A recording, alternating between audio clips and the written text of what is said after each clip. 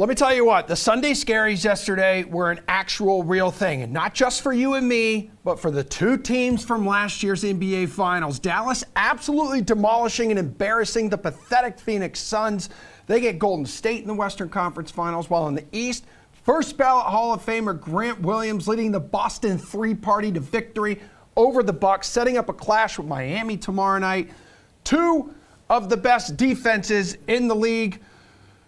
Could get spicy in South Beach. Morning, y'all.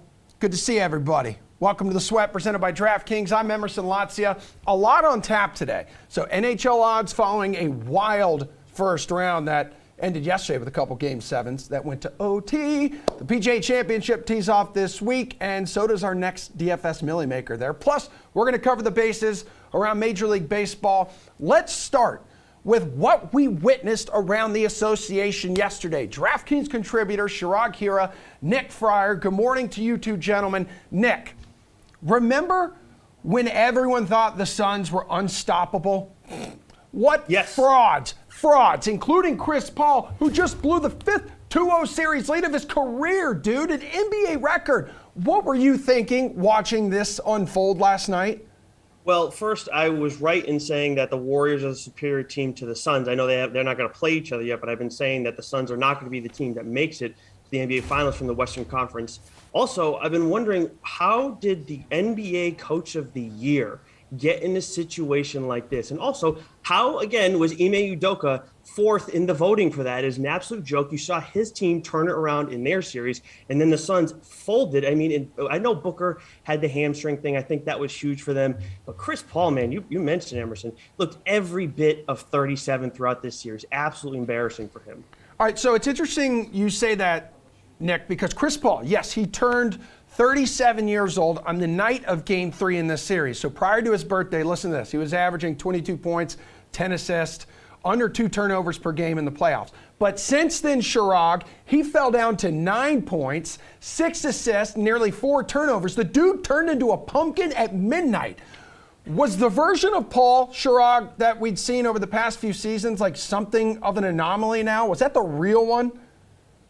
I think it's because he shares a birthday week or it's near yours. I think it's a curse of Emerson that has hit Chris easy. Paul, and that's where I stand with that. But no, I think Chris Paul is going to be able to recover, but he's a point guard that is not efficient from three per se. Yes, he can knock down an open three and whatnot, but he's not. The league has transformed into a three-point shooting league. And yes, he can hit the mid-range jumper. He was able to get that because the Mavs played a lot of drop coverage, but he wasn't particularly attacking that. I think it has a lot to do with just the way the team is set up, and they were focused on building their team with guard play. And when guard play took a step back and they were blitzed, we saw what it is. And now I think Chris Paul, with that hefty contract, now we get back into, hey, does he have what it takes to get back to the top of the mountaintop? Because now you have a rejuvenated Warriors team, a young Grizzlies team up and coming. The Mavericks proved that they are ready to roll as a championship contender. So what do the Suns have left with DeAndre Ayton's contract status now being the biggest thing looming over this team over the summer? Nick, you definitely saw Grant Williams shooting 17 threes. You predicted that, didn't you? Yes, I did. I was right on top of that one, of course. I said, hey, we talked about the role players, who's going to make the big difference in the series. We talked about Al Horford, and we talked about Grant Williams. And what happened? Al Horford had some huge games, both played good defense on Giannis, and Grant Williams, as I drew it up, led the team in scoring in the final game of the series. I don't know if you're trying to joke here. I'm dead serious. I'm dead serious, too. I'm giving you props, dude. I'm being nice to you. I'm not Steve Buchanan. I'm not coming at you. Oh, see, but when I'm not here and Steve is here, you guys like to rip on me. So forgive me for not trusting That's true. No, that's totally fine. I definitely love ripping people who aren't here to defend themselves. It's just it's a strong strategy. Hey, Shirag, so now let's look at the East winner here. It's going to be the Celtics clashing with the Heat. So the Celtics minus 180 here to win the conference. Which one are you betting? It's funny because they're actual underdogs tomorrow night. I mean, you have to lean towards the Celtics there. I think there's an opportunity to look at a, series correct score or look at the series market for some value. we have an opportunity to look at potentially Miami Heat to win game one, but the Celtics to win the series sitting at plus 230. So even I think the Heat are going to be able to come out in their first game and take care of business at home. They better, unless they want to get smoked in this series. But I think they're going to be able to prove that home court advantage is worth something, at least to start. And I think that's where the value is. Sure, you can bet -2 or +2, whatever side, but there's plus 230 sitting for additional, getting some boost on that Celtics series number. All right, Nick, what's the play here for Eastern Conference? Two of the best defenses, too, in this grudge match. Yeah, I think Chirag was spot on when you're talking about the Heat winning tomorrow night and then the Celtics winning the series overall. That is one of the bets that was on my radar. A couple other ones, too, when you're looking at the series market. Celtics winning the series in 6 games, plus 265. Series total games in general, I do think no matter what, it's going to be a 6-game series. That's plus 180. The Celtics spread as well, because I do, again, think this is going to be a 6-game series. Not as big a payout, even money at -1.5, but still, I think those are all worthwhile options. I think going with the Celtics to win in 6 games is the best way to go. Obviously, the best payout, but I just look at this defense, and they've weathered, they weathered the storm of Giannis. They shut down Kevin Durant, within reason, as much as you can with Kevin Durant. And these role players have stepped up. We've seen Jason Tatum take over as well in games where he's needed to. So I love what this team's bringing to the table. And they've all done it without Robert Williams, who's such a great rim protector too. So I think that the Celtics right now, there's a bunch of different ways to attack them, but that is the team you got to back going into the series. All right, what about out in the West, Nick? So it looks like the Warriors now -225 to win that one. Mavs plus 185. Like, we obviously just saw what the Mavs did to Phoenix, who so many people thought was like this unbeatable behemoth. Yeah, and if you look at the markets on this one too, it's looking like the odds makers are thinking this is going to go to 7 games. I do think that's a fair way to look at this because of what we saw in that Grizzlies series from the Warriors. I think this is going to be a very strange series. I do think the Mavericks could steal this one, but I'm still going to lean with the Warriors in this one to win it in 7 games. But this one, I think this one's going to be kind of wild. We'll see some games where like the spread, it's not going to be even close. But still, Warriors are my team in this one. Yeah, sure. Golden State's going to try to target Luka there when it has the ball. They're going to try to exploit that defensive weakness. We saw Phoenix actually do that early in the series, but Dallas adapted well. So do you have enough faith maybe to get that plus money on the Mavs? I do have a feeling to take that plus money on the Mavs, but I'm continuing to attack these other team to win and team to win series, team to win game one. There's more value in that opportunity there. Golden State will be coming into this matchup against the Mavs, having won the series when they won 13 straight game one. So they want to get off to a really good start. So if you feel confident that the Warriors taking game one and taking the series, you get -125 to take that bet rather than going for the full series bet. But I think there's just value. Luka Doncic playing at an absolutely phenomenal level. He right now, honestly, is the best player left in the game. I mean, Tatum, sure, he's been playing at an absolute amazing clip. Steph is always there, but Luka Doncic, just the way he's playing. Otto Porter, Andre Iguodala, Gary Payton. These are 3 guys that the Warriors were going to throw at Luka Doncic, and they're all dealing with injuries. Sure, they can throw Andrew Wiggins, Klay Thompson, or Draymond Green, but the depth and versatility that the Mavs have to bring in more ball handling, move Luka Doncic around and stuff like that. I just think that there's value on the Mavs, and you can't sleep on it, especially sitting on a +5 spread. Yeah. Like there's things there that just resonate stronger. And we've seen the Golden State Warriors, they struggled at home a little bit against Memphis. They struggled on the road a little bit. This team is not foolproof. They turn the ball over a lot, putting the other team in favorable positions. Turn the ball over against Luka and the Mavs. You have multiple ball handlers able to run that up, fast break opportunities, 3-point shooting galore. I think there's going to be games where we can see 130, 140 points from either side. So you don't want to sleep on the Mavs because of their really strong shooting and versatile depth. Yeah, and Fryer, they're plus 550 to win the NBA title here. That's the longest odds out of all 4 teams remaining. Warriors are the favorite. Who you betting on here? I'm going to go with the Celtics to win the finals in this one. I think if we're talking, I think the two better teams left in this thing still are in the Eastern Conference. As much as I do think the Celtics should roll through the Heat and have survived some of the tougher teams that they can see, this entire year I have felt that the Bucks were a legitimate title contender. The Heat, as much as I don't like them more than the Celtics or even the Bucks, I still think they have great depth to handle whatever the Western Conference can handle throw their way. And then when the Celtics, it's the same kind of deal, and they have the star power too.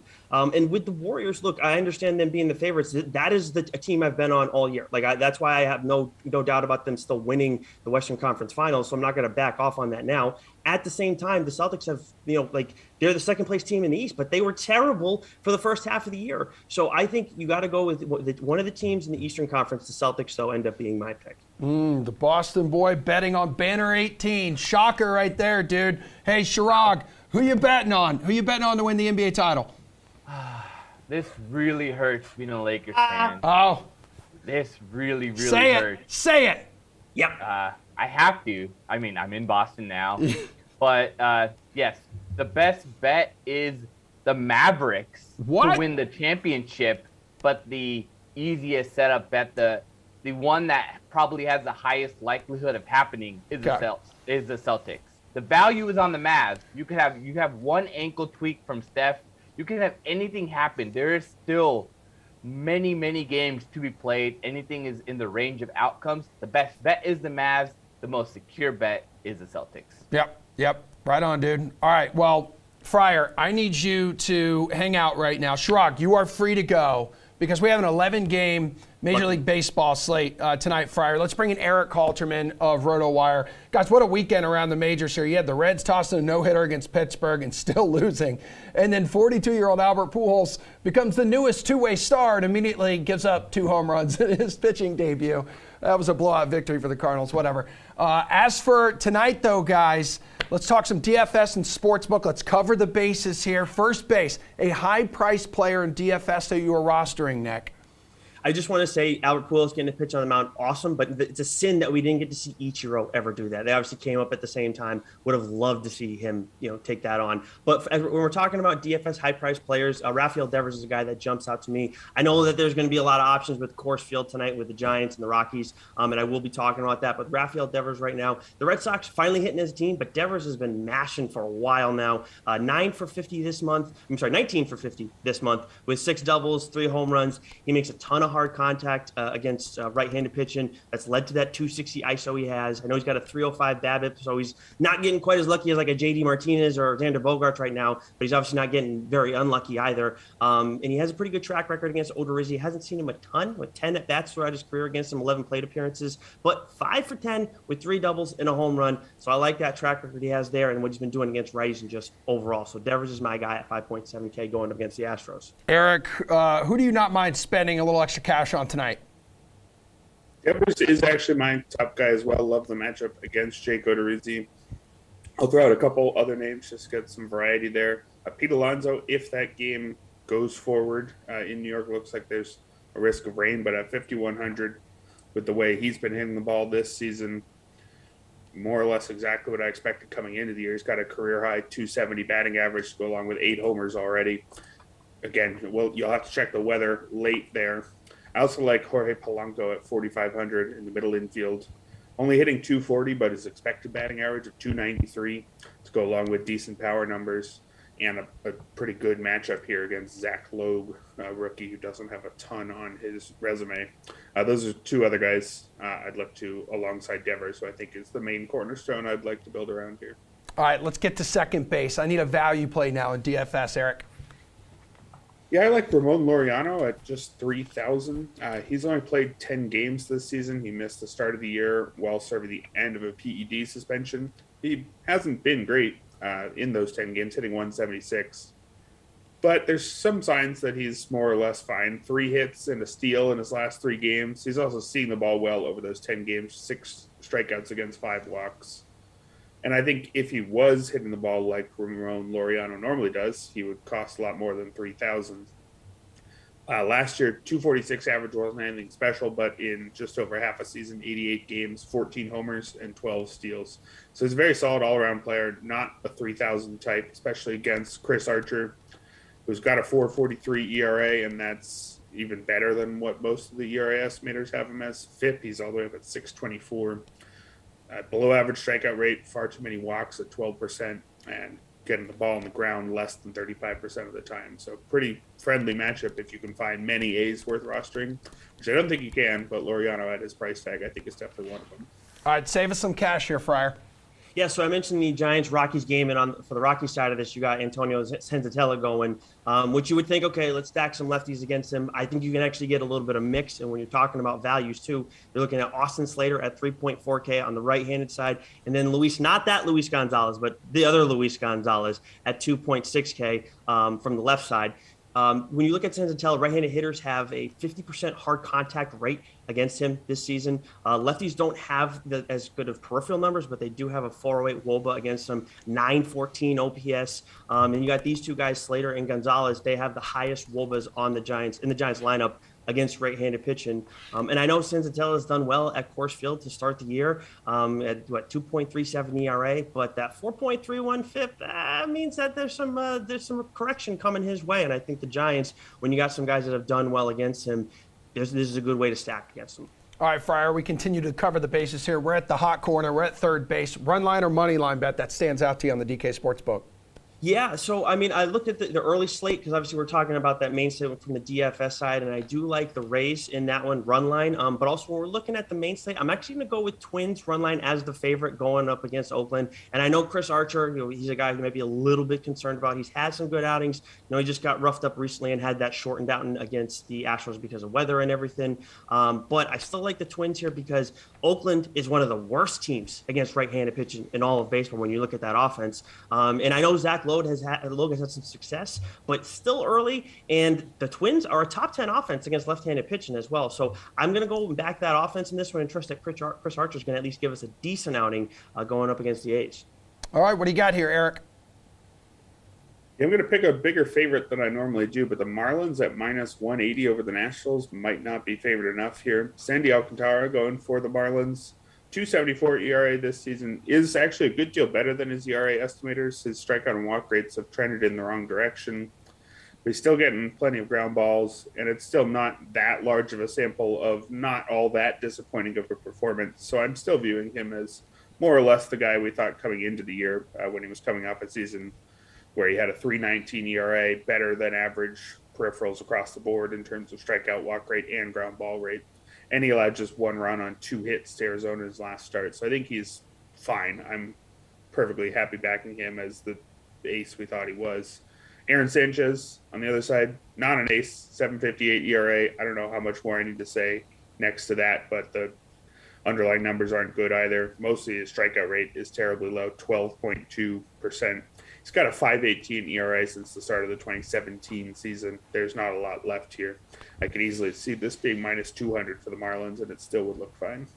Fryer, bring us home. Game total here. 12. Yes. 12 is Giants-Rockies out west, man. Head and shoulders above the rest. I didn't know it got up to 12. I had it at 11.5, but either way, I still like it at 12. We just saw that in that Royals series. They went over this number every single night, and I understand it doesn't necessarily translate, but I talked about Senzatella and how much I like some of the Giants' value guys against them. That means I'm going to like their bigger bats as well. Senzatella just I understand that he's good at Coors, but at some point we're going to see some regression from him. He's given up a lot of hard contact to righties, and lefties have had success against him. And I know with Alex Wood, you got a more quality opponent that the Rockies got to go up against. But the Rockies are a top 5 offense against left-handed pitching, and they're obviously much better at home. We all know this. So I love that matchup for them. You've got guys like C.J. Cron and Chris Bryant, among a few others who have a decent track record against Wood. Not a huge sample size, but they've done well. So I got no problem taking the over in this one, even at 12 still. All right, Eric, next closest one there. You got Astros and Red Sox at Fenway at 9. Yeah, I'm going to drop down actually to the Twins and Athletics at 7.5. Not the best offense, especially on the Oakland side here, but I've already talked about one hitter from both of these teams because I don't trust either pitcher. Chris Archer for the Twins Again, 4.43 ERA on the season with a 6.24 FIP. He's not pitching deep into games. They haven't asked him to even reach 5 innings this season. Just pretty below average peripherals across the board. 22% strikeout rate, 12% walk rate. Doesn't look like Archer has a whole lot left there. And on the other side, Zach Logue, who came over from Toronto in the Matt Chapman trade, doesn't have a lot of pedigree. He was a 9th rounder in 2017. Scouting reports have him as a back-end starter type who's got some good command and a changeup, and that's kind of it. He's got a good ERA, 1.35 ERA through just 3 outings, but the ERA estimators are up around 4. And in 4 AAA starts to start this season, he's got a 5.63 ERA. So not somebody I'm particularly scared of. I don't think either of these pitchers is going to get out of here with less than, say, about 3 runs. So I think it shouldn't be too hard for this to hit at least 8. All right, you two. That's all the time we have to talk baseball because we got to get to NHL. We still got PGA Championship, DFS, and some futures around the NFL to discuss. We're back right after this quick break.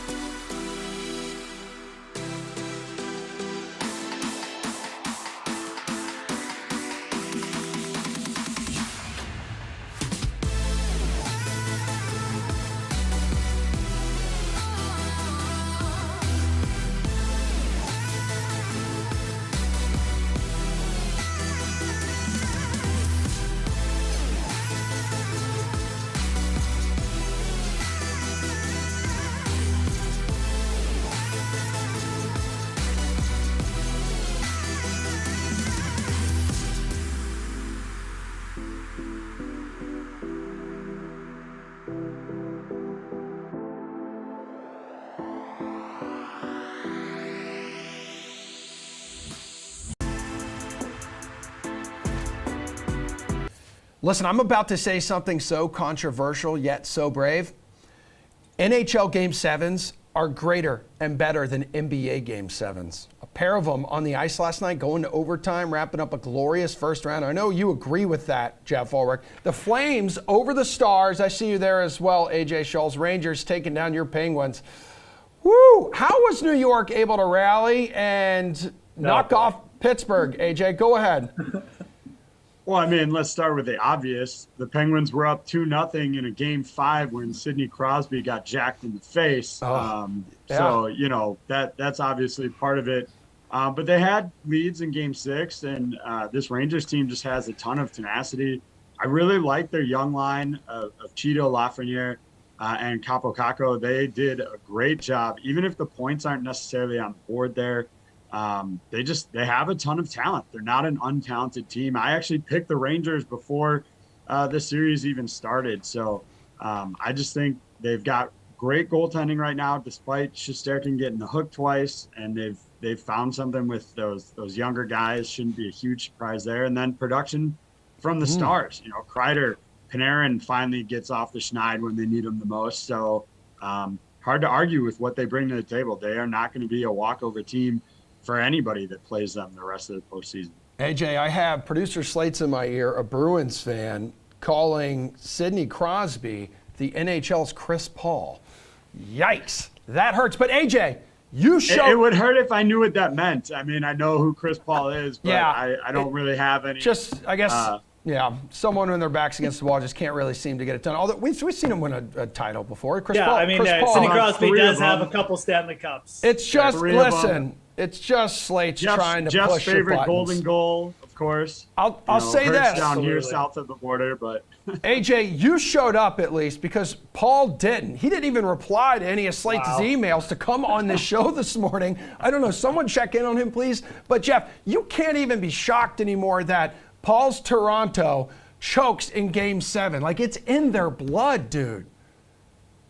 Yeah, the poor Maple Leafs. I mean, it's not even poor Maple Leafs. If you live in Canada, you know that the obnoxicity is that a word? That comes out of Toronto is just, it's overflowing. So we always celebrate this day, Leafs Elimination Day, up here in Canada. It was great to see them lose again. But, the thing with the Leafs are, and I saw this on social media after, they shouldn't blow it up. There's nothing that needs to be wrong. They lost to the Tampa Bay Lightning. Well, this is a Lightning team that, they're two-time defending champions. They also got their roster gutted from free agency last year. If there's ever a chance you're going to beat the Lightning, this was it. So I still think Toronto has issues in net and on the back end that they need to figure out a little bit. They're a very good team. Look, that was a close series, but Toronto had opportunities just like Pittsburgh. I think Pittsburgh has the bigger excuse between these two teams with the injuries. Let's not forget Tristan Jarry was not in this series. That's a big thing. I think the Penguins probably take that series if they were at full health. But the Leafs, really no excuse. I still think they're close. I still think they're a good team, the comedy aside, but they're just not there yet. All right, the Maple Leafs have now lost 10 straight opportunities to clinch a series. That dates back to Game 7 of the 2004 Conference Quarterfinals. Absolute vomit. Let's look ahead to what's next here, guys. Series winner. Little Sunshine State showdown. Panthers minus 150 against the Lightning. Lightning can get plus 130 odds right now. Jeff, where's your money going? I think that this line is just a little bit, it's close enough for me to take the Panthers here. I don't like betting against the Lightning when it comes to the NHL. It's kind of like betting against prime Patriots, it feels like right now, but I'm going to do it here. Braden Point injury status is kind of what has me leaning towards the Panthers. I like the way the Panthers battled, too. I really thought the Capitals were going to win that series. When they came out 1-1 and they tied it up 2-2, whatever, I really thought the Panthers were going to be a one and done, and they were just going to be that team that was so good in the regular season and then just folds craters in the first round. But they got through it, and I think now that pressure is off. They're not the one and done. Now they've got the Lightning kind of where they want them. Home ice, Braden Point injured. So give me the Panthers here. I think minus 150. Like I said, it's just enough odds here for me to lean Florida. All right, AJ, Florida's counting on that high-powered offense. We know Vasilevsky is key to Tampa Bay's three-peat bid. Oh, absolutely. I mean, 2.72 goals against average in the playoffs here is decent. They obviously want him to be a little bit better. He only allowed 1 in that Game 7, so maybe that is a sign of things to come here. I mean, honestly, against the offense that the Maple Leafs have, 2.72 is actually really good. So, Jeff mentioned the changes in the off season due to free agency. They also went out and added a relatively minor piece, but Nick Paul comes in at the deadline. They get him in 4 points in those 7 games as well. So they're not completely out of it. And look, at the end of the day, until the Lightning lose a series, I'm just going to keep betting on them. Plus 130 is great value, and they haven't lost a series in 2 years. All right, well, AJ, the heaviest favorite for this next round, that's going to be the Avs taking on the Blues. They start tomorrow night as well. Avs minus 380. So what do you want to do here? We saw them sweep St. Louis in the opening playoff round last season. Well, I'll start by pointing out the fact that, Emerson, you may have said the least controversial thing you've ever said when you said NHL Game 7s were better than NBA Game 7. Absolutely. That's just common knowledge. Everybody knows that. Especially when we compare what happened in Game 7s in NHL yesterday to what happened in the NBA. A little bit of recency Absolutely. bias. Yeah. But look, we had 5 Game 7s, 2 Game 6s, and then you have the Avs just cruise through 4 games. Well, we're done. Time to rest up, get ready. They're going to get Darcy Kemper back from that scary eye injury. And when he was in, 9.34 was the save percentage here. There's no way you can not take Colorado here, but I don't want to give up that value. Obviously, minus 380 is just a sucker's bet.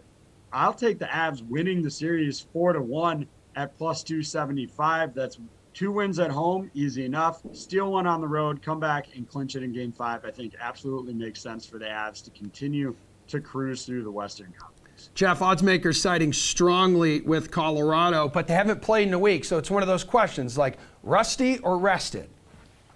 Yeah, it's probably, Colorado just feels like a team that's on a mission right now. And, this is a chance to kind of put some demons to rest with the Blues, a team that's had their number in the past in the playoffs.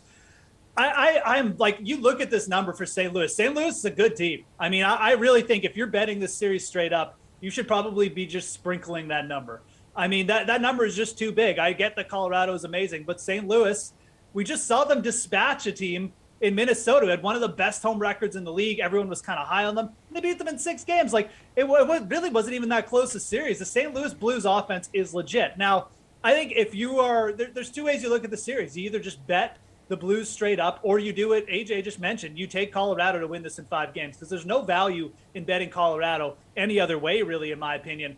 I'm not really even sure which way to lean here. I'll just say, because we're talking about this series straight up, if you're betting it, you should probably take a piece of the Blues. The number's too big. There's too much respect here for Colorado. Yes, they dispatched the Predators in 4 games. Who cares? The Predators didn't even have Juicy Saros. Like, they were just basically dead men walking there. I think that the Blues could come in, win game 1, and really push this series to go to 7. And look, with this big a number, too, you get to the 7th game, you can potentially hedge. So straight up in the series, I'll take the Blues. But, yeah, looking at that Avalanche for like a win in 5, a plus 135, that's the way you should play Colorado if you go on that side. Well, St. Louis, little injury riddle there on the back end. Let's go to the next game here, guys. Series winner, Flames versus the Oilers. Which direction do you want to go, Jeff?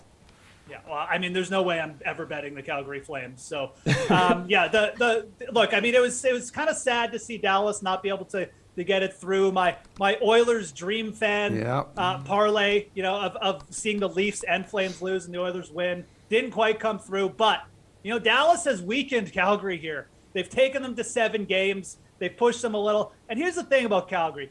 All during the regular season, their second and third line players shoot at like 20, 30%. We saw that dry up a little bit against the Stars. You're not going to beat the Oilers with 2 or 3 goals, man. Like, not with Connor McDavid. So a little bit of this rests on the health of Leon Draisaitl, whose ankle obviously was hindering them there at the end of the series. But I'm going to take the Oilers at plus 160. I think you're getting a little bit of value on this team. I think that this series will be absolutely drag it out. If you're not familiar with the rivalry between Calgary and Edmonton, get used to it, because honestly, it's not. There's nothing really that compares to it in North American sports. These 2 teams, these 2 cities hate each other. Trust me. And I will take the Oilers, who have the 2 best players in the series, at plus 160. The Battle of Alberta is officially on, AJ. I mean, Jeff's right. This might be the most interesting matchup in the second round. I would push back a little bit that maybe Calgary couldn't win some close games here when you consider Markstrom posted a 1.53 goals against average against Dallas. I know the offense is there. McDavid, 14 points. Draisaitl, 9 with that bum ankle there. But, I think Calgary definitely is an option here. But in the end, I think looking at the odds, I'm going to go with the Oilers at plus 160. Now, if Jeff wants to do a straight up $5 bet, I'll take Calgary, but I'm not giving him any juice on this one. But for the odds that are on there, plus 160 is too good of a value for a series that's probably going to go 7 and result in one of the best series we've seen in a long time. Yeah, first time since '91 these 2 are meeting in the NHL Stanley Cup playoffs. Calgary's got a lot of built up angst, because Edmonton is the capital city of Alberta, but Calgary, they have all the oils, and they're like, oh, why aren't we the capital? It's a long history. We'll do a show on it at some point. Yeah. But yeah. Yeah, absolutely. Sounds like a $5 bet to me, Jeff. It is, Straight yeah, up. for sure. No, I'll take all the action I can get. Yeah, our producers are on it already. It's kind of crazy how quick they work. Series winner here. Let's talk Hurricanes and Rangers, AJ. Any chance you want some of that plus money right now to win the series on New York? I mean, I do. I looked at them, and they looked really good. Now, I will say I was down on Carolina going into this series because I didn't have faith in Antti Ranta, but he's been way better than I anticipated. 927 save percentage for him. Still doesn't look like we're going to get Freddie Anderson anytime soon, so Ranta probably going to have to carry at least for a couple of games here. But like I said, the Rangers' young line of Lafreniere, Hito, and Kakko really was the best one they had. They got on the ice and they gave them some jump. They're going to create matchup problems for Carolina. That Stahl line is really good for Carolina, but they don't have the speed to match up with those guys, and I think it could be the X factor. And that's not even considering the guy who's nominated for the Vezina and the Hart Trophy between the pipes here. And Shesterkin seemingly has put those 2 games where he got the hook behind him. I'll take the Rangers in this one. Yeah, 2 teams here, Jeff, coming off dramatic Game 7 victories. But, wow, the Rangers, and AJ, I'm sure you could back me up on this, the Rangers were not good 5-on-5 against Pittsburgh. So they're going to be relying heavily on their special teams, Jeff. Yeah, they are. I really like the Rangers as well. I'm gonna go with the favorites here. And you kind of mentioned it. It's not that I don't think that the Rangers are a great young team, and I think Shesterkin could absolutely win this series for them. I'm just worried. This is one I'm just looking at the stats on the page and basically just being like, I'm just not sure if the Rangers have what it takes here, because they're going to be relying on their power play a lot, and it's a tough thing against the Hurricanes, who are very good in that area. They're extremely good 5-on-5. They got the good depth. But, the goaltending in this series could play a huge factor, obviously, with Anderson out. I mean, if you're betting this series, you probably want to take the Hurricanes in some kind of series spread, like minus 1.5. I think that's probably my favorite bet. I think if you're playing it straight up, I would almost just lean with the Rangers as well. So, again, a series where you can look at it two different ways. I like the I like the Hurricanes in 6, probably minus 1.5 to cover there. But playing the Rangers straight up, I really don't think is a bad bet either. If Shesterkin comes out, plays great, or Ranta, regresses a little bit, this series will be really close, and the Rangers will have a shot again. So, again, another series, kind of a couple different ways to play it. I do like the Hurricanes in 6, though, minus 1.5 on the spread. All right, AJ, we're going to let you go. Please report back with a wellness check on Ball. Make sure he is alive and well, and hopefully overcoming the traumatic loss there by Toronto. Always next year. Yeah, always next year until they lose in the first round again.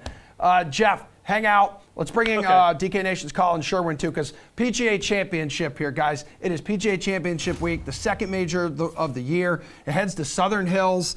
And, with every golf major here at DK comes major money, because we have a Millie Maker contest this week on DK. Check out your screen. $3 million fantasy golf millionaire pays out that top prize of a fat $1 million. And you get a ticket to our fantasy tournament of champions, so another shot at $1 million there. So head to the lobby now, make your lineups. Visit DraftKings.com for more details. It was $25 for an entry. But it is good to have you two here. Jeff, K.H. Lee, you bet him last year. This is when you really burst onto the scene, and we started believing certain things that you were saying at DraftKings. Right. But for some reason, you decided not to bet him yesterday. That was an awesome final round, man. A boatload of dudes, 20 under or better, video game numbers. It was kind of fun to watch. I mean, obviously it's a completely different setup than what we're going to see this week. Easy course, easy setup, tons of birdies. You got to go low every day. And yeah, shout out to KH Lee. I'm not sure why I didn't give him the complimentary thank you bet this week. He was still 100-1, but great call. And anyone who did, he's a player who can get really hot with his irons. And when his putter shows up, he'll go low. So good for him. I mean, I'm not super interested in his prospects this week or anything like that, but you got to give a shout out. I think the more interesting thing from last week is seeing the guys like Schofley, Spieth, and how they performed. Yeah. Justin Thomas. A lot of guys that are in the field this week had great finishes last week too. Okay, and Colin, is this the most real quote you have ever heard in your life from K.H. Lee? He says, being sexy means to be a muscular guy. It's my dream, but not quite possible in reality. I want to be muscular, but I enjoy eating so much. For example, I try not to eat dinner if I have a big lunch, but when dinner time comes, I am usually hungry again. I will work out hard, but I will eat hard as well. Wow, that is a golfer lifestyle Yep. right there. I think 20 years ago, you could still dominate the PGA Tour and eat 5,000 calories a day. But these guys are in such good shape now. I don't know, man. Congratulations on the win this week. 26 under, 63 in the last round. That's amazing. But to sustain that at the highest level, that's going to be tough to do. Look at these guys like Brooksy and DJ. They're just chiseled, man. Yeah. They're giving golfers like me that have been always thought that we could compete and still be 20 pounds overweight, and we can't do that anymore. That's incredible. Congrats to KH Lee. That was one heck of a performance. I did not see him coming off the board. In fact, especially with a leaderboard that looked like it did. So many guys with local knowledge, so many guys pretty close to home that were on that board too. You had Spieth right there, and for him to get it done on the last day was pretty cool. But again, that's a chip and putt course. I mean, they're playing the 9-hole executive muni. This is nothing like they're going to see 4 hours up the road in Tulsa this week. Yeah, well, let's see where you guys are going. It's funny, the self-proclaimed sexiest golfer in the world, KH Lee, is only $6,500 this week. But let's start at the top as we price check. Let's help people out as they build their Millie Maker lineups. So $10K or higher here, Ulrich. 1, 2, 3, 4, 5 guys with Scheffler at the top of the list at 11-4. Yeah, I think that when you're looking at it from a DraftKings perspective, you got to love the consistency that Justin Thomas has been bringing. 10-7, a big discount off of Scotty Scheffler as well. And again, you saw last week, Scheffler obviously has been bagging the wins, but there's really not much between these two, and just in terms of overall performance, what they're doing. And you look at the PGA Championship, what do you need? You absolutely have to be striking the ball well. Even just the last few champions when they've come in, Justin Thomas in 17, Brooks in 18 and 19. What were they doing well coming in? They're hitting their approaches really well. They were just striking the ball well. They're gaining strokes, massive strokes on approach, some of them off the tee. It's what Justin Thomas has been doing for a while now. So I think at 10-7, I look at him as the best value up there. Morikawa definitely could pop up again. I don't really love Rory on these fast, firm courses that much. I think Justin Thomas 10-7 is where you go. All right, where do you go in this price range, Colin? I hate that we don't get together and figure these things out in advance, because I got the exact same guy, but it's pretty much the same reasoning. I think Thomas is such value. There is no board that I'm going to leave him off this week. He's second in birdie average on the PGA Tour, and he's first in par 4 birdie or better average. Now that matters here at Southern Hills for a lot of reasons, but here's two. It's a par 70 and there's only 2 par 5s on the course. So he's a guy who can score when they're not taking advantage of these, very eagleable par 5s that you see a lot on the regular PGA Tour.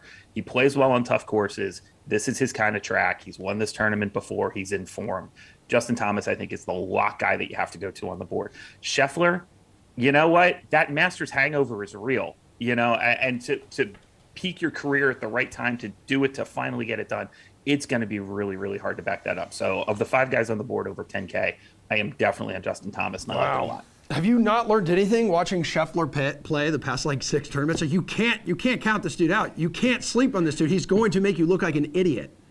It would not be the first time, but I just think right now the guy who can really get this thing done is Thomas. He's playing so well. Fair enough. He does it.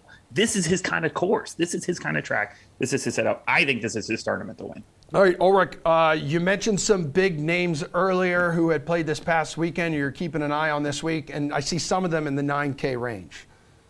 Yeah, the 9K range is pretty juicy this week. You could realistically start a team, and I'm sure a lot of people will, in the 9K range. Spieth, Schofley, Cantlay, all played last week. Obviously, Dustin Johnson even, I'm sure will be people talk themselves back into him. I look at this range, though. I generally am not someone who talks about Jordan Spieth, so I'm going to keep that trend going. Xander Schofley at 9,300. I think this course, for a couple reasons, is going to set up really well for him. Typically, where he's done his best work, U.S. Open, a little bit tougher scoring, just a consistent top 10 machine at those courses. And now you've got Southern Hills. People are going to look back. Oh, he missed the cut at the Augusta. He missed the cut at TPC Sawgrass. Those are a little bit just more tricky kind of, tricked out designs. This is Southern Hills playing 7,500 plus as a par 70, going to be firm and fast. I love the way Schofley ended last week. That's going to give him some confidence. You look at the trends too. What have players done coming into the PGA Championship? Well, 4 of the last 5 played in the week prior, had high finishes, came in, won the PGA Championship. I think Xander Schofley is a player who eventually gets it done in majors. We've seen him win big events before. And I think the setup is really going to favor him. So 9,300, that's going to kind of be where I stake my claim here. There's numerous players that you can make a case for. I already mentioned Spieth, but Schofley is where I'm going to go. I really like this setup for him. I think if he ever gets it done in a major, it's going to be at a setup just like we're going to see at Southern Hills this week. Damn, he had the best round of the day yesterday. He went 11 under, but Colin, Hideki Matsuyama, 10 under, and he's in this 9K range. Yes, but you know what, Jeff and I, again, we're talking the same language, and Schofley was my second pick in that 9K range. So I think we're right there, and this was close for me. But I am going to go with Spieth, and here's why. He is 11th in scoring average. He won 2 weeks ago. He was 1 shot off the win last week. He can play. He's playing at his best golf. He has rebuilt his swing. He has rebuilt his confidence, married, family life, the whole thing off the course, yada, yada, yada. He knows this course. He's from Texas. It's only 4 hours up the road. He's played it. He knows his way around here. But the biggest thing is that in fantasy, the big numbers don't hurt you. Jordan Spieth gets beat because he puts up 6s and 7s and 8s. And that's how he loses tournaments. But in a fantasy format, that's only going to hurt you for one blip of a hole for another. but he's going to score. He's going to go low. He's going to put more birdies on the board and more eagles on the board, though they're not really as much this week than most of the players in the field. So I like Spieth just because of the way that fantasy numbers break out. Does he win the tournament? Maybe, maybe not. I like some other guys to win it a little bit more, but I like him to score really well in a DFS format. Yeah, Jeff, and you actually had a good tweet yesterday. You don't have a lot of them, but Jordan Spieth finishing his finishing spot at events directly prior to those 3 major wins that he has, and he finished second yesterday. So this could be the time where, you know, he just needs this one, right? He's finished top 3 in the prior start. Yeah. All his major wins, he's finished 3rd or better. So, you know, second last week. Like I said, I mean, I think Colin and I are kind of in agreement here. Spieth definitely is probably going to be in the mix this week. All right, let's see if you're in agreement on your golfer in the 8K range that you like. Maybe there's more than one. Jeff? I'm going to go with Daniel Berger. I just feel like Berger is still just underrated. Again, I'm really looking for guys who can bring it with consistent ball striking. And much like Spieth, like Berger might hurt you on a hole or two where he just takes like a double, but he will get it back for you because that's how good his iron play has been over the last 2 years. He's going to hit a ton of fairways too and stay out of trouble. And if you look at like par 4 scoring and guys who've done really well on tougher par 70s, Daniel Berger is right up there. I mean, he loves himself a par 70 setup. So I like Berger at 8,600. Certainly cases could be made for other guys in this range. You know, taking a shot with Shane Lowry again, I assume that'll be a popular pick for a lot of people. Even going down, you know, Max Homa coming off a win. But again, Berger at 8.6, I will take that in pretty much every major championship format. Yeah. I think that, again, just a little bit of an underrated player. Don't be shocked if he gets in the mix. If that putter starts to heat up early, again, he'll just hit a ton of fairways, and the approach game has been great all year. So 8,600, give me some Daniel Berger this week. Yeah, he kind of flew under the radar since his putter went ice cold in the final round of the Honda, and it's kind of surprising. He doesn't have a top 5 finish in 23 career major starts. Colin, who do you like in the 8K range? So I'm going to split my board this week. I'm going very polar. I'm going very high and very low. So I'm probably not going to have anybody in this 8K range on my board. But if I did, I would go with Lowry. Again, just consistency, can really get some birdies. Great ball striker, one of the best ball strikers on tour. I think he's some value there. But again, the guys in this range, you know, Sam Burns hasn't really done it on a big stage yet. Zalatoris, not really in form, played, you know, didn't miss the cut last week. Tiger's always just a dodge in all of these events. DeChambeau's coming off a wrist. So we don't know. There's just too many question marks here for me. Max Homa, yeah, but he's never really done it on a tough course. He does it on those executive muni courses, like where you can really go low. That's not what Southern Hills is going to be. So I'm out on this level of the board. I'm going to go really high and really low and try and find some value even further down the board. Okay. But if I had to, I would take Lowry. All right, cool. Perfect segue here. And I need you guys quick on these last two, 7K or under there. Go ahead, Colin. I'm going to go with Sepp Straka. So you want to talk about guys who are consistent on tough courses? Sepp Straka should be called 70 Straka because all he does is shoot 70. He shoots 70 when everybody's going super low, and he shoots 70 when everybody's making 78s. So I'm going Sepp Straka. I think consistency is going to be really good value this week at $7,200. He's really, really good on tough courses. He just sort of thinks his way around the course better than anybody. I think there's super value there. Keegan Bradley. How are you getting a guy who's playing this well at $7,500 who's won the PGA Championship before? I think there's huge, huge value there. Even though, yes, he completely choked it away and cost me a lot of money 2 weeks ago. Still not over it. I think that he's a guy who really is just like sort of put his game in the right place right now, and he can make a lot of birdies well on a tough course. And by the way, y'all, Ricky Fowler went to Oklahoma State. He knows this course cold. Ricky Fowler, $7,000. I know he's not playing great. He made a cut last time. You know, he's doing okay. But this is a guy who can step it up at any time. He knows this track. He can win here. Ricky Fowler at $7,000, I think he's huge value. I would not be stunned to see him get a top 10 this week. Jeff, quickly, 7K or under? Sergio Garcia, why not? Grab a major right before he leaves for the other golf tour. All right, one name here for Slate Approved pick. Who wins the PGA Championship, Jeff? Xander Schofley, sorry. I don't know why. No, it was like a fancy British accent you put on that It was. thing. It really just came I out. liked it. All right. Seriously, one name. Get it right, Omar. Get one job. Colin, who's your guy? Well, as you can ask Paul, I do know how to pick winners here. I don't know. Can you see my Tampa Bay Lightning This is already more ring? than This is already more than one name. Can you One see word. that in there? I pick winners. I'm going with Justin Thomas. I think he's got it this week. This is his tournament to lose. Okay, cool. Slates, are we taking a break or are we going straight right to Pierce? Okay, golf guys, later. Love ya. Pierce Dietrich is standing by so patiently. I think we've saved about 4 minutes for you here, dude. Let's talk about 2 minutes. But hey, whatever. Yeah, right. Let's talk some NFL team specials. We're going to analyze some available team specials on the DK Sportsbook. There are a lot of them. Let's start with the Colts. These are a lot of players who have new homes this year. So which Matt Ryan prop would you bet right now?